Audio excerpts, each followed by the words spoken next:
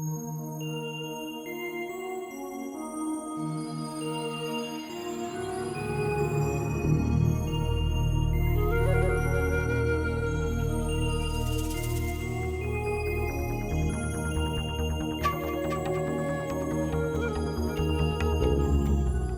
Out Loud,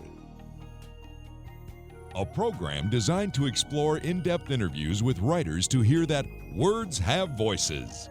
Hello everyone, I'm Teresa Miller and welcome to Writing Out Loud. My very special guest today is best-selling author Bill Bryson. Thanks for being here, Bill. I'm delighted to be here, Teresa. Thanks for having me.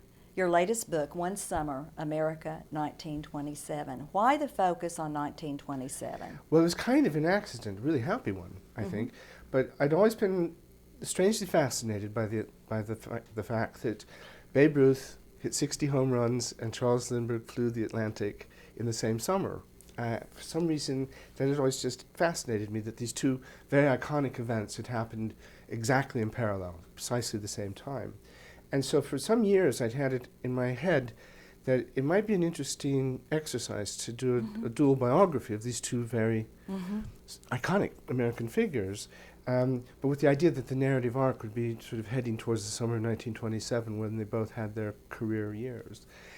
And then, when I started doing the research, just the background research for the book, I very quickly discovered that Babe Ruth and Charles Lindbergh were only part of a much bigger story, that really the story was the summer itself, that it was just the most extraordinarily eventful period, a period of 5 months between May and September, that summer, when you had the filming of The Jazz Singer, the first talking picture, which obviously completely transformed popular entertainment and put America absolutely at the center of the entertainment universe, because now it was all American voices on screen and so on. It was the summer of the execution of Sacco and Vanzetti, these extremely notorious and probably innocent anarchists. And they were anarchists, but it's no certainty that they did the things that they were executed for. And that was a huge, huge story all over the world. It caused riots right around the planet. There was the Great Mississippi Flood. They started building Mount Rushmore. Calvin Coolidge astounded the world by announcing that he didn't want to run for re-election, and so on. It just goes on and on. It was just one thing after another. The most extraordinarily eventful period. And yet you say it could also be called the Age of Loathing. There was, yes, I mean, there was. We tend to think of the Jazz Age as this kind of giddy period, and in a lot of ways, it would have been great to have been alive then. I mean, it was a very appealing time, particularly in 1927. Nobody saw the Great Depression coming, so everybody thought that this economic euphoria was just going to go on and on forever. And there was this sort of madness about life. I mean, a kind of an abandon that was, people were just having a great time. And because of Prohibition, Prohibition had the accidental effect of actually encouraging people to drink more. I mean, instead of having sort of legal limits on what they could do, everything you did was illegal, so you might as well just, toss all cares aside. So, I mean, drinking to excess was just the norm for lots and lots of people, except those who were genuinely, temperance associated. But it was just this period when just so much was going on. I mean, it just so much that it was, almost impossible for me to keep up with it in the book at times. How do you get familiar enough with an era to write beyond the broad strokes of history and focus on all those little quirky details we find so fascinating? Well, I mean, I just was going for the details that fascinated me. All I was trying to do, I thought, I didn't put a lot of interpretation into the book. I didn't put a whole lot of context. I just thought this was an amazing period, and just by coincidence, all these things happened together. So I'm just going to tell the story of the summer of 1927. Television was invented that summer. Well, I told about the invention of television, but I didn't feel it was necessary to explain what happened next, because everybody knows, what happened next with television, and the same with talking pictures and all these other things. So I'm really just talking about that particular summer and what happened. And the way I got a lot of my information was just by reading the newspapers, just reading the New York Times every single day. And what happens then is you start to see connections and relationships between these disparate stories, but you also see odd stories, odd little stories of interesting murder trials in far away, or weather stories that are forgotten now. Just little odds and ends, the kinds of things that come up. One of the most amazing to me, and I think to most people, was that there was a maniac blew up a whole school in Bath, Michigan. It was the biggest school massacre in American history, even worse than the tragic one in Connecticut a couple of years ago. And completely forgotten now, because the very next day Charles Lindbergh flew the Atlantic, and that moved everything else off the front pages. Let's talk about Lindbergh. You say in the book that he's become more of an enigma and less of a hero than we had thought he was. Elaborate on that. Well, in the summer of 1927, when the summer began, nobody had heard of Charles Lindbergh. I mean, the first reference to him in the New York Times, they misspelled his name. And he was just this kid from Minnesota who flew in from out of nowhere. And nobody expected him to be the first one across the Atlantic. I didn't realize this until I started working on the book, but Lindbergh wasn't alone. There were lots and lots of other teams of pilots and navigators who were planning to make this flight. And all the other teams were much better funded. They had bigger, more powerful planes with multiple engines, which were deemed to be safer because if one engine failed, you'd still have other engines to keep you going. And they had just a lot more financial support, a lot more experience and expertise. And they all had multiple man crews, so you'd have not only a pilot, but a navigator and a radio operator and so on. And here comes this kid from Minnesota who was 25 years old but really looked 18. He looked like just a boy, nice looking, personable young man, very, very modest, flies in a single engine plane and announces that he's going to try and beat all these much better funded teams. And he did it, of course, as we all know. But everybody thought he was out of his mind. The idea of trying to fly across the Atlantic in a single engine plane, knowing that if that engine failed, you would ditch into the sea and die. Everybody thought it was suicide, but everybody also thought, the whole world also thought, maybe this kid will just pull it off. So when he succeeded, the whole world erupted in jubilation in a way I don't think it ever has for a successful story. I mean, the whole world embraced him. He at a stroke became the most famous person on earth. It totally changed his life. He couldn't go anywhere. If he had if he ate dinner, people would be fighting over the leftover corn cobs off his plate and things like that. It was an intense experience for him, and really a big part of what the book is about is not just the flight itself, but then how he learned to cope with this intense interest that never before had a human being anywhere had that much focus put on him. And this was, as I say, a kid without much experience, 25-year-old. You think how hard it would be for you if that happened to you tomorrow, but at least, we have some maturity and some perspective. Here was just a kid who'd never done anything, and suddenly the whole world wants him to be their friend. And so it was a really hard thing for him to do. And it has to be said that after that, the rest of his life story doesn't read so attractively. He kind of... And we're finding out more all the time. Yeah, all the time. If you could ask Lindbergh one question, what would it be? Oh, wow. That's I never thought about that.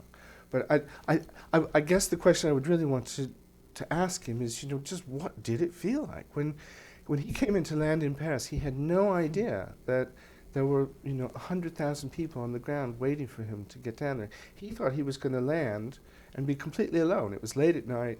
He didn't think that the whole world was waiting for him.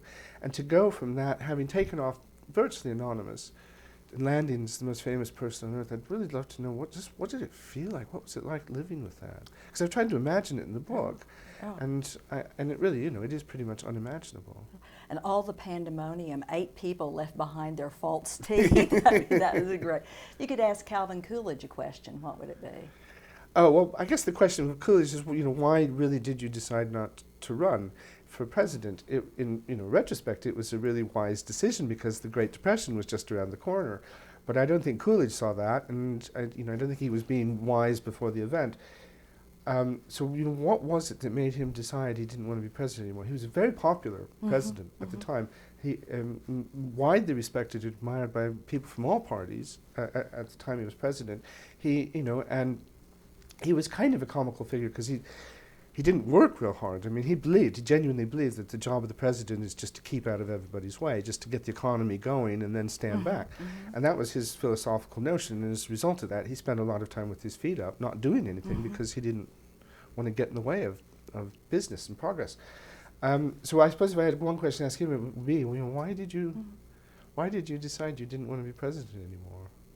And the question for the babe. Question for the babe was, how did you do it? I mean, He's amazing. He was in many ways. I mean, he's by far my favorite character in the book. I mean, he was just this, big, uncomplicated, well-meaning, immensely talented lug of a human being. I mean, totally undisciplined, but always completely lovable. I mean, it was hard. He was not a guy, you'd want to be married to or reliant on in a family sense, but as a friend and a pal and everything, he was, really a steady guy, well-meaning, good-hearted human being. And in 1927, he was widely deemed to be over the hill. If you see pictures of him from that summer, he had a pot belly, and he was, he did not seem to be in very good shape, and yet he did something and hitting 60 home runs. I mean, nowadays that doesn't sound like all that magnificent a feat. But this was, this was at a time when whole teams sometimes hit 14 or 15 or 16 home runs as a team in a season. He hit more home runs than almost every team in the major leagues that year, individually. This is a time when balls just didn't travel as far. And yet somehow this aging kind of slob was knocking balls further than anybody had ever done before. And I'd just really love to know how he did it. What was his real skill? So far we've been talking about heroes, not heroines. Could you speak to the role of women in 1927? Yeah, well, I really wished I'd had more heroines to grab onto. It's funny because, I was locked into this period of 5 months, so I had to go with what was happening then. And there were certain things that were big in the period but weren't big in that summer. Jazz music was one. I mean, jazz was huge. Right. It was the jazz age after all, and I write nothing at all about jazz because George Gershwin and all these other people just didn't happen to do very much in the summer of 1927. And similarly, women weren't terribly active in anything in the summer of 1927. For a lot of them, their period hadn't quite come yet. Amelia Earhart is the person who springs to mind. I mean, she followed on very quickly after Lindbergh and became a great heroine. But in 1927, she hadn't, I don't know if she was even flying at that point, but she certainly wasn't any part of a major story. And there were lots and lots of other people who then kind of blossomed in the 1930s. Eleanor Roosevelt was another one, who became, probably the most conspicuous and in many ways the most admirable first lady up to that point, certainly the most active. But again, in 1927, she wasn't part of the story at all. In what ways does 1927 still resonate with us? That's a really good question, and the answer is I don't know. I mean, I tried to take some care in the book not to make too many claims for this as being a pivotal year. I mean, the publishers always want you to have a subtitle that says the year that changed the world and everything. And in some ways, some of these events really did change the world. I mean, there is no question, really, that Charles Lindbergh helped popularize aviation and helped also to get the center of gravity for aviation to the United States. I mean, before Lindbergh, all of aviation was happening in Europe, and after Lindbergh, suddenly it's Boeing and McDonnell Douglas and all of these American companies, and it was almost entirely because of just the momentum that Lindbergh generated. So he changed the world, and other people in 1927, Henry Ford is another person I write a lot about. He clearly changed the world with mass production of cars and things. But then, somebody like Babe Ruth, did his hitting 60 home runs change the world? No, it entertained the world. It made the world a jollier place, but it didn't change the world. And all of these things were happening independently of each other. I mean, it's just coincidence, by and large, that these things all happened at the same time. But, Lindbergh didn't fly the ocean because Babe Ruth hit 60 home runs, and Ruth didn't hit 60 home runs because, Sacco and Vanzetti were about to be executed, or Calvin Coolidge was about to stop running for president. These were all things that just by chance happened at the same time. So I was careful not to make too many boasts for this period in terms of how it changed the world. I mean, some of the things that happened did unquestionably change the world, and all of them added to the sort of excitement of life in America in that period. But they didn't all. They weren't. It wasn't like this was, some sort of mass activity that was. That added up to something. Are there any other years that are calling out to you as a writer? Oh, well, there's always some. I mean, it is just coincidental that some years are fairly quiet and other years are really, pivotal. Another year that was pivotal that always has interested me was 1903, because that's when you had Henry Ford starting the Ford Motor Company and really beginning the modern American motor industry. You also had the Wright brothers flying getting the first airplane off the ground, and you had the first World Series, which, and it's not that those were tremendously important things for the future of America, but they were all things that I'm really interested in. I mean, I'd love to do another book that had a big baseball angle in it, because I love baseball. I'd love to get your quick take on some of your other books. First, A Short History of Nearly Everything. Were you intimidated by that title? Well, the title was a joke initially. It was because my publishers kept asking me, what are you doing? I mean, I've worked on this book for like 5 years, and I went silent for a long time because I was working. And they just kept writing me little, emails saying, what are you doing? What is it about? Tell us something about what you're working on. And I said, well, it's really just a kind of history of nearly everything. And so when it came time to give them a title, I just called it, kind of jokingly, I called it A Short History of Nearly Everything. But the whole idea of the book was that, there was a Big Bang that started the universe, and 13.5 billion years ago, and then all this other stuff that's happened that's led right up to us being here today. So what happened? How did we get from that moment of creation to us being here now? All of the stages that were necessary. How is the universe put together? In other words, how, why did life spring up on Earth uniquely, as far as we know, and those kinds of things.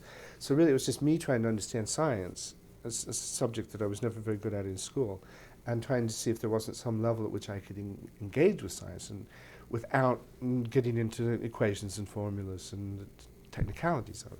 And so that's really what the book is about. It's about the history of everything, but I'm told from the perspective of somebody who is by no means an expert on any of it.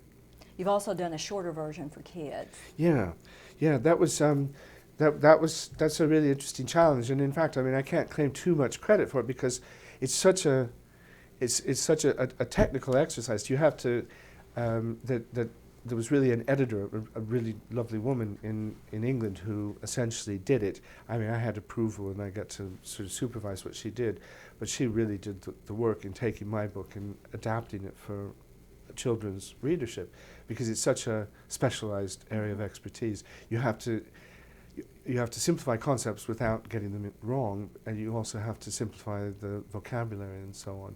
And those are things that you can't just do. I can't just imagine myself as a 9-year-old. You actually have to be trained to do it. Which do you value most, Bill, science or the arts?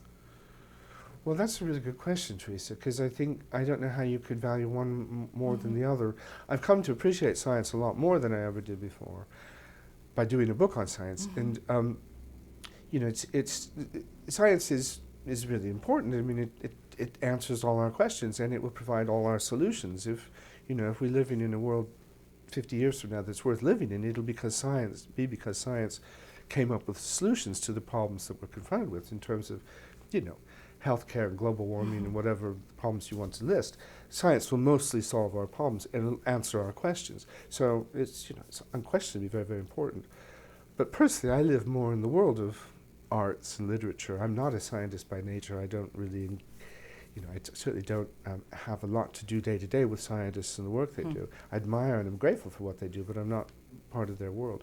Whereas I am much more personally receptive to art and books and music and those kinds of things. So, I just couldn't imagine living in a world that didn't have both of those going on at a very high level.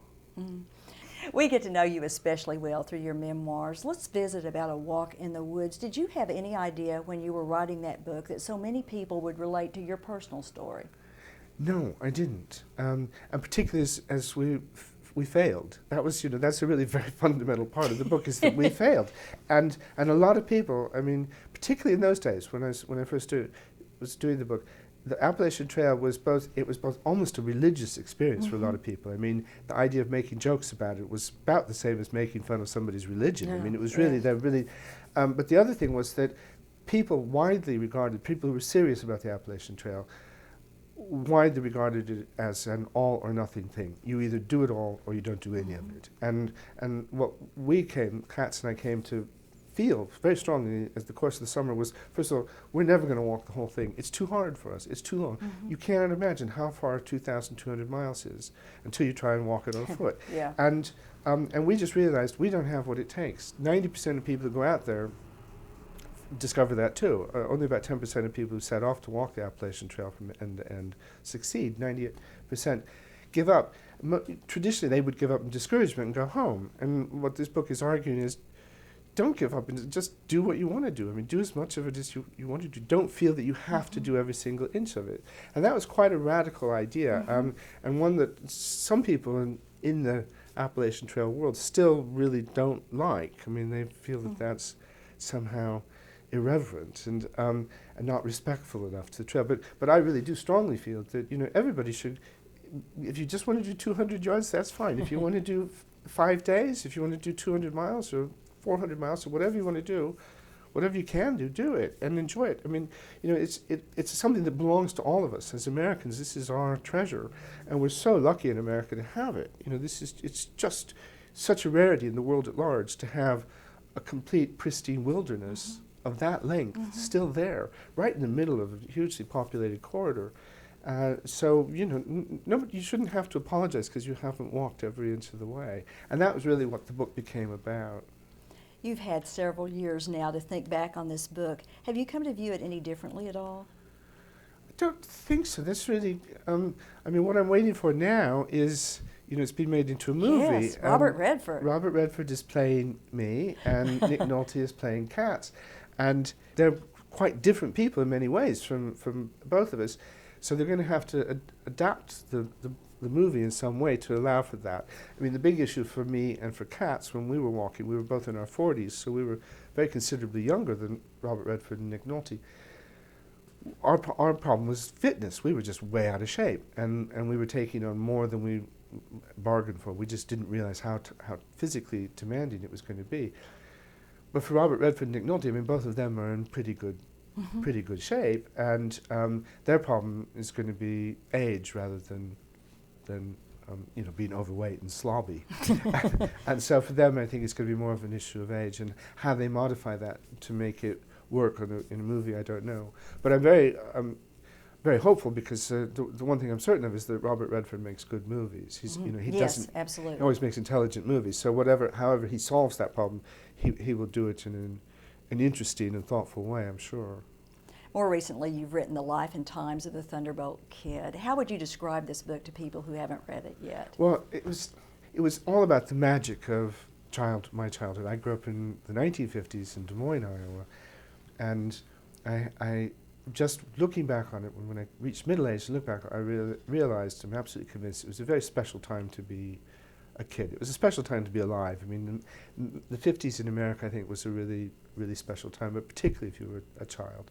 And I think, you know, for all kinds of reasons, there was a post-war prosperity that was brought with it a kind of euphoria. People from my parents' generation had lived through the Great Depression and then through the Second World War, so they'd had a long period of going without and you know, with a certain amount of privation in their lives. And then suddenly in the 50s, there's this prosperity, and everybody can afford stoves and refrigerators, new cars, and all of that. And there was a genuine happiness. And I mean, that was a good time to be a kid. All of that was flowing around us.